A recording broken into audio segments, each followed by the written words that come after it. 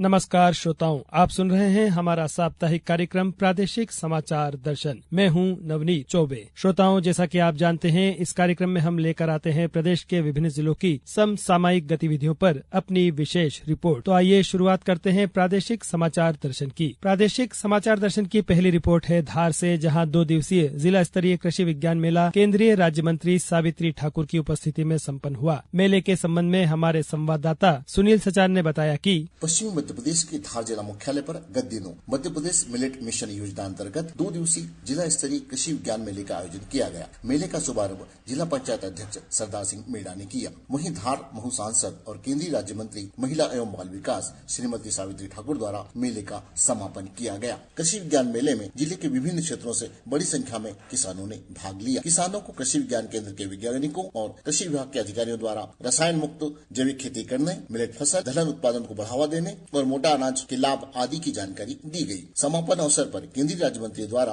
किसानों को आगामी सीजन में कम से कम 1 एकड़ में मिलेट एवं जैविक खेती की शुरुआत करने का संकल्प दिलाया गया। इस अवसर पर केंद्रीय राज्य मंत्री श्रीमती सावित्री ठाकुर ने कहा कि हम किसान को अन्नदाता कहते हैं, भगवान मानते हैं। जो जैविक खेती करता है ऐसे किसानों को हमको यह सम्मान करना चाहिए, ताकि और किसानों को उससे और आगे किसी को बता सके। आज हम मोटे अनाज की क्यों बात करते हैं, पोषण आहार की क्यों बात करते हैं, हम लोग मोटे अनाज की ओर जाएं।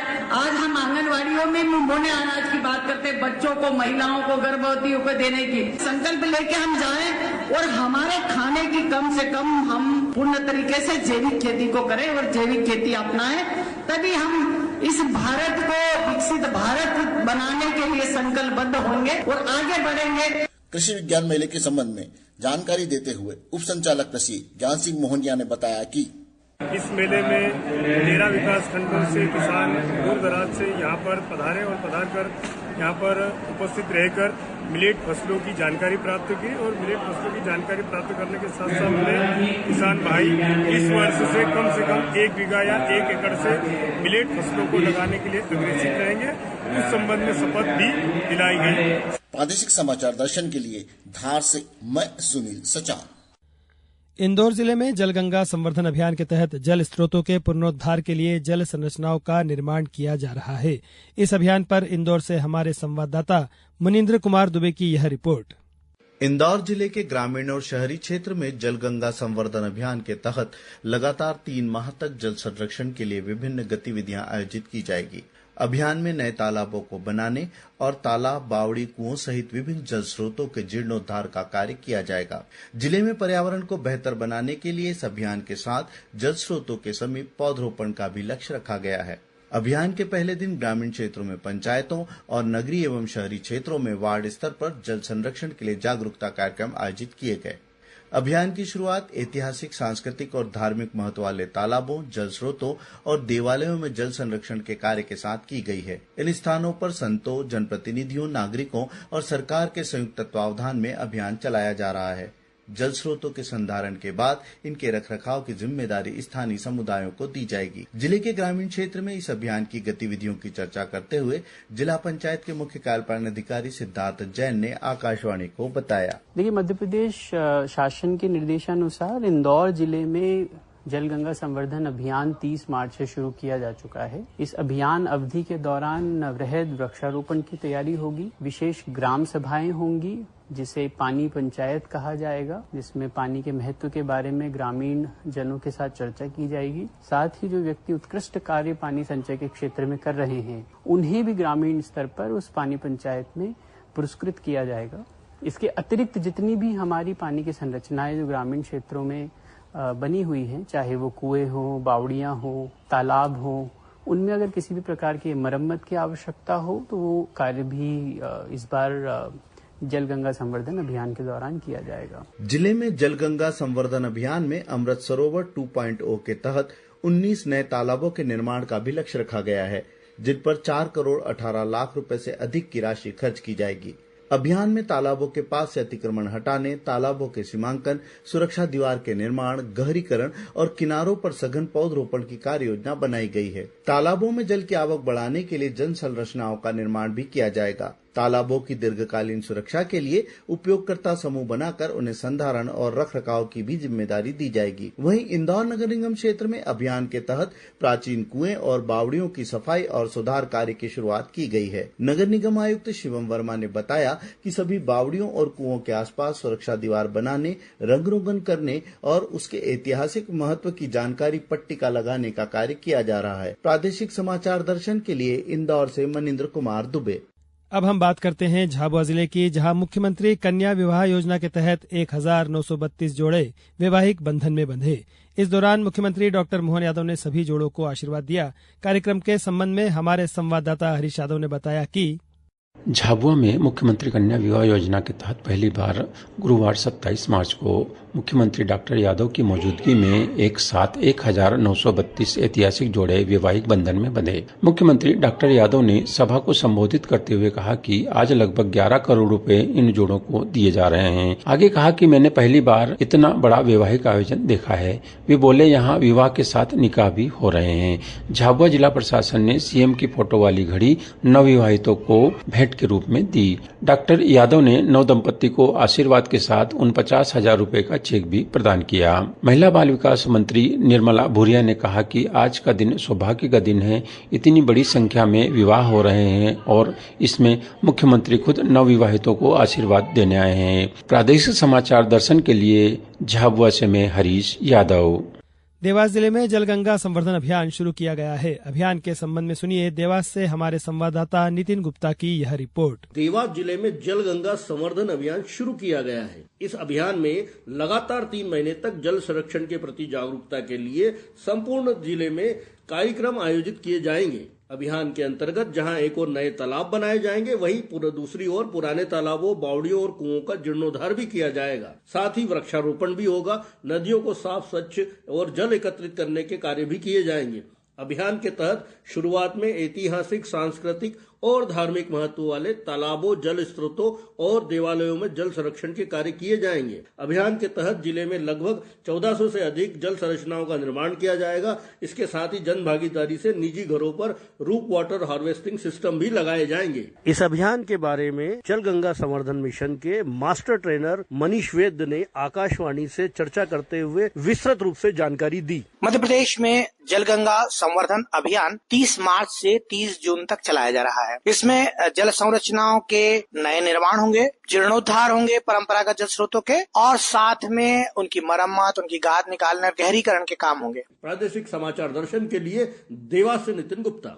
अब हम रुक करते हैं गुना की तरफ, जहां जिले में जल गंगा संवर्धन अभियान के अंतर्गत साफ सफाई एवं जल संरचनाओं के जीर्णोद्धार का कार्य किया जा रहा है। इस संबंध में और जानकारी दे रहे हैं गुना जिले से रोहित गोस्वामी।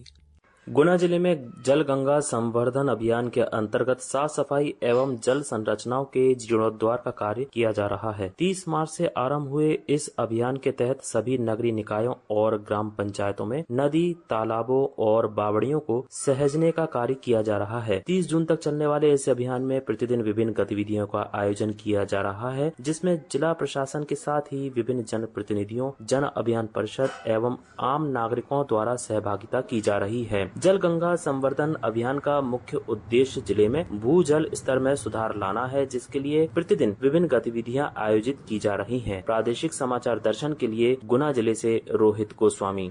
डिंडोरी जिले के सभी विकास खंडों में जन अभियान परिषद के नेतृत्व में लोगों की सहभागिता सुनिश्चित की जा रही है। अधिक जानकारी दे रहे हैं डिंडोरी से हमारे संवाददाता लक्ष्मी नारायण अवधिया।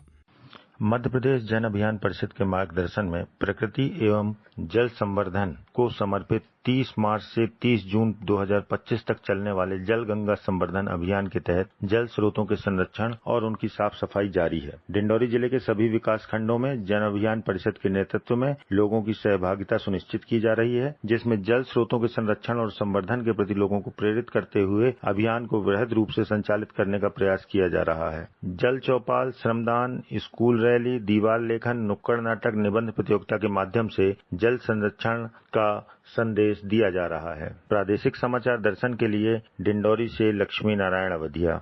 हरदा जिले के किसान समर्थन मूल्य पर ज्यादा से ज्यादा गेहूं बेच सकें, इसलिए पंजीयन तिथि 9 अप्रैल तक बढ़ा दी गई है।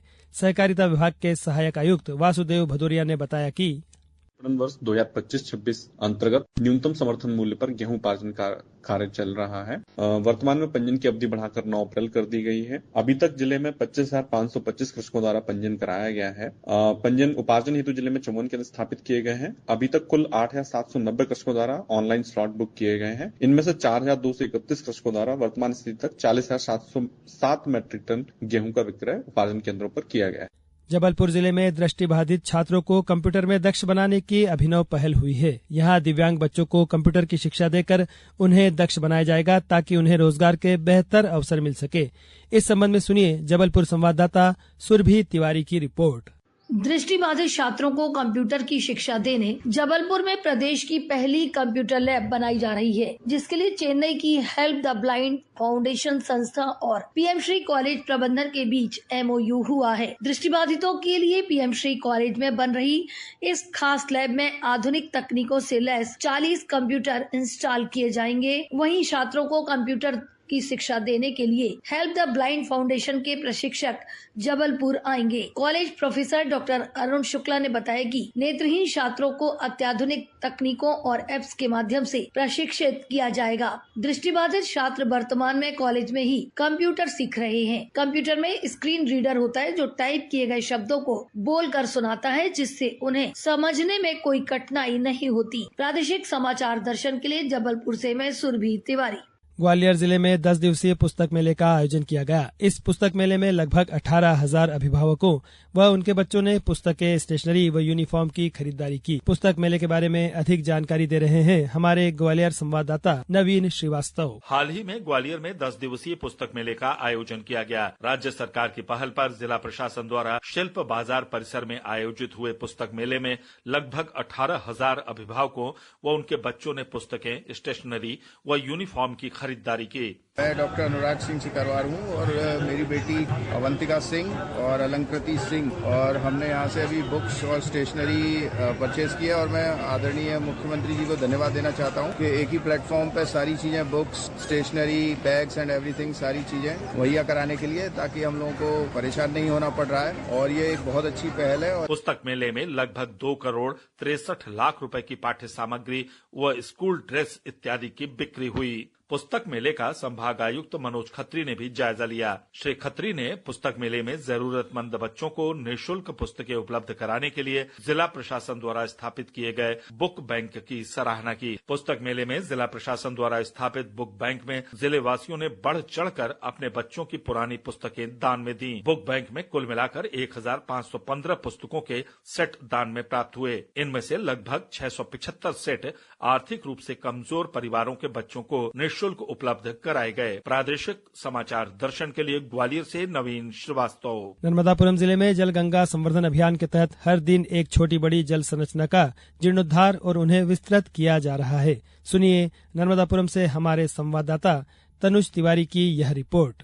जन, जल, जंगल, जमीन और वन्य प्राणियों के संरक्षण के लिए संकल्पित जल गंगा संवर्धन अभियान में नर्मदापुरम में पुरानी जल संरचनाओं को पुनर्जीवित करने का कार्य किया जा रहा है। 3 माह तक चलने वाले इस अभियान के तहत जिले के 15 विभाग शामिल हैं। जिले में जल गंगा संवर्धन अभियान के अंतर्गत 310 खेत तालाब इस अवधि में बनाए जाएंगे। इस अभियान को लेकर नर्मदापुरम जिले के प्रभारी और लोक निर्माण मंत्री राकेश सिंह स्वयं बहुत सक्रिय है। हाल ही में उन्होंने जल गंगा संवर्धन अभियान में नर्मदापुरम शहर के फेफरताल स्थित तालाब के जीर्णोद्धार के कार्य में श्रमदान किया। उन्होंने कहा कि फेफर स्थित तालाब को एक वृहद स्तर का रूप देवें, उसे सुंदर बनाएं, तालाब का वाटर लेवल बढ़ाएं। इस दौरान आयोजित कार्यक्रम में उन्होंने लोगों से अपील की कि हम सभी का दायित्व है कि जिले की सभी जल स्रोतों संरचनाओं को बेहतर ढंग से रखें और देखभाल करें। प्रादेशिक समाचार दर्शन के लिए नर्मदापुरम से मैं तनुज तिवारी। तो श्रोताओं, ये था हमारा कार्यक्रम प्रादेशिक समाचार दर्शन। आज के लिए इतना ही, फिर मिलेंगे इसी दिन इसी समय। दीजिए इजाजत।